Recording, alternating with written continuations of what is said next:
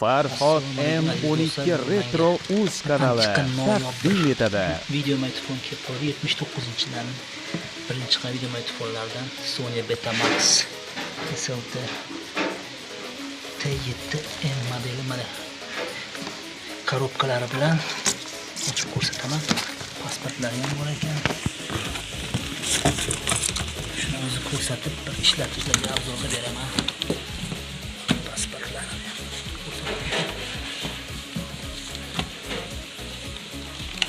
noyob narsa.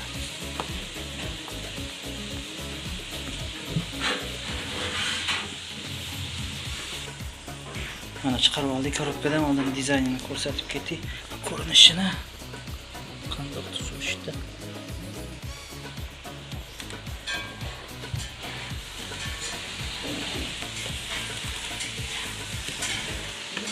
13 kilo degan og'irligini chiqarilgan.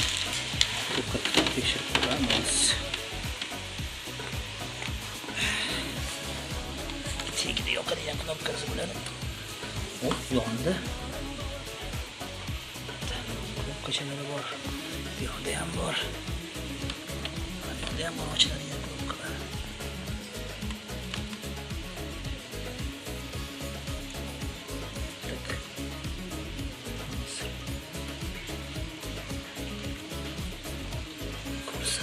Ha yopmabmiz. Uzr.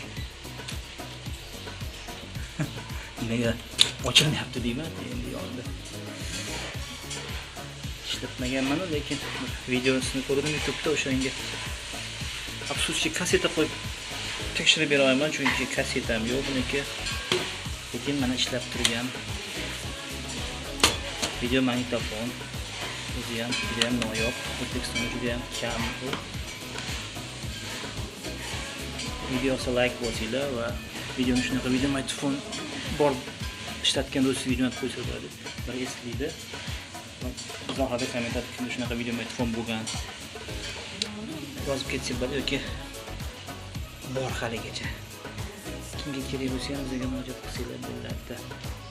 Keyingi videolarda ko'rishguncha xayr-salomat bo'linglar, yaxshilar qiladi.